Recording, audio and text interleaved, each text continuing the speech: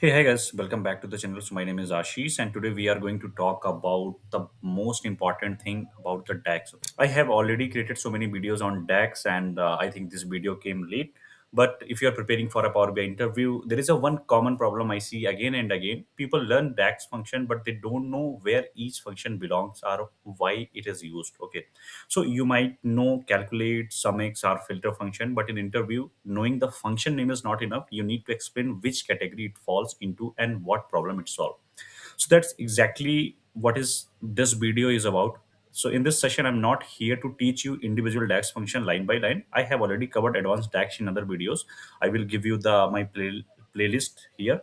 So this video is designed as a complete DAX roadmap. So if you are revising DAX for interview, trying to connect the dots between different functions or want a clear mental structure for DAX categories, then this video will help you a lot. We will go step by step, starting from basic aggregation, moving through iterators, filters, and calculate, and finally covering the time intelligence. So by the end of this video, you won't just remember DAX function, you will know which category they belong to and when to use them and how to recall them under interview pressure. So let's start from the foundation and build this is the right way. Okay.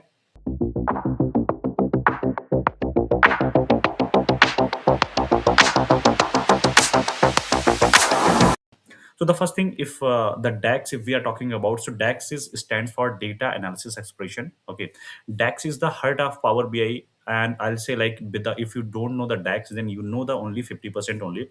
DAX play a crucial role in the Power BI. You have to do so many calculation, starting from simple to dynamic, and to change your business logic, to change the context. So there is just so many things you can do with the DAX. So if you are learning Power BI, you have to understand the DAX perfectly. Then only you can utilize them in your day-to-day use. Okay. So right from starting the DAX, I will call it in the categories. So the first categories if I'm talking about, that is the aggregate function. So aggregate function is starting like as a foundation. So for an example, if I will show you my data, so there is a data called fact sales, and there is a some date, their products, their category, reason, quantity, their unit price, sales cost, and discount. This is the my fact sales table.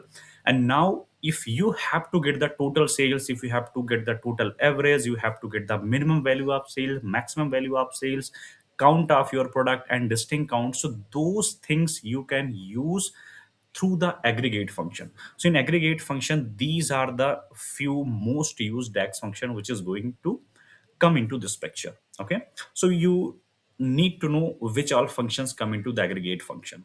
Okay, so I believe now you have used this sum function.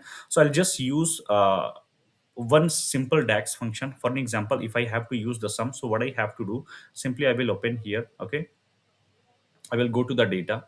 So if I have to know the total sales of beat any year, beat anything, so I can write one formula. So that formula is simply sum. So I have to do the sum.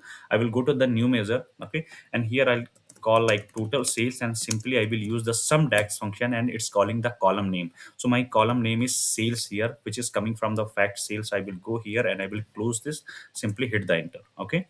Now if I'm going to use the card, and if I'm using the total sales, I'll show you how this total sales is going to work. So now I can check my total sales was 4 billion. Okay. Same thing for the average. If I have to do, if not creating the another measure, if I have to use the average of the sales, simply I will use the average function, and now it will average the total sales, and it will show what was the average sales we have received. Like that, we are having the minimum, max, count, and distinct count. So I'll show you the count. Okay, if I have to get the count of all the products, okay, so how we can get the count? So simply I will use the count here, and I will call the products. Okay, and I will close it simply. So I will get what was the total product we are having as a count. Okay, so something like that you can use it. So these aggregate function, you must know, these are the basic things, these are the basic foundation. If you are not knowing these most used DAX function, then you are still so far away from the Power BI. Going to the second things, which is comes as a iterator function. Iterator function play a very crucial role, very turning point. Okay, because in this time iterator function work like as a row context. Okay, so when I say row context, it has to work on row by row. If you don't know what is the row context and what is the filter context, I have already created one video. I'll just put on the I button, go and watch this video. This will help you a lot to understand how the SUMX, AVERAGEX, COUNTX, MINX, and MAXX are going to work row by row. So iterator function play a crucial role when you have to perform a calculation on row by row. Okay, and going to the third part of it, so there is another categories false, which is the filter function that is going to control your context. Okay, so in the filter function there are many DAX function, but I am using here the most use cases. So in the most use cases there are the filter function, all except, all selected, remove filters, and keep filters. I have already created a video for all versus all except versus all selected. I will keep in the I button also, that you should watch this and you should understand how this all versus all selected and all except is going to work. Even I think I have done the filter function also. Remove filter and keep filter, that I will create a separate video for you. But you need to understand how these filter functions are going to work. Okay, now going for the third part or the fourth part of it, this is comes as a calculate and calculate table function. I will say this is also comes as a function only. Okay, but this is the heart of DAX. So calculate is something which can modify your filter also, which can modify your iterator function also. So you need to very clearly, you need to understand how the calculate is going to modify your context and how the calculate table is going to modify the context. Okay, how the calculate table DAX function is going to work. So if you still don't know how the calculate and calculate table is going to work, I have already created a video on that. I will keep on the I button and you can go and check this and can understand perfectly. Moving the next part of that, we are having some logical function. So when I say the logical function, then it's something like your business having some need. For an example, you have to categorize, if my sales is greater than 500, then you call it as a silver. If it is greater than 1000, then called as a gold. And if it is like greater than 2000, then called is as a like a diamond or something like that.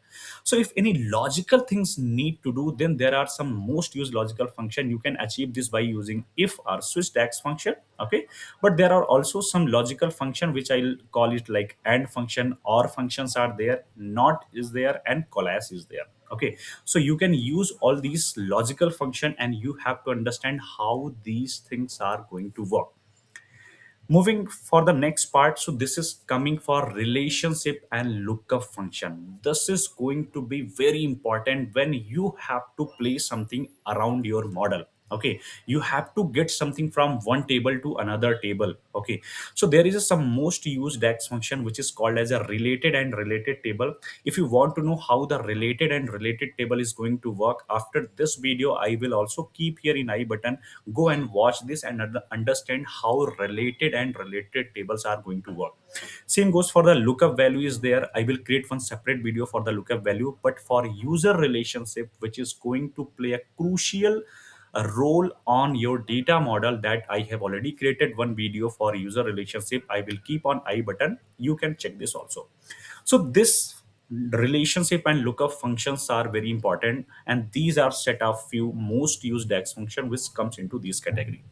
Moving for the next one, so there are some text function. So those text function, something you have to do some cleaning and logical thing. When I say the cleaning thing, for an example, you have added your name. My name is Ashish Tiwari and I have added 6, Ashish Tiwari 6, but now you wanted only the name of Ashish Tiwari. Okay, you have to do something more thing. Suppose I my email ID is Ashish Tiwari 3159 something.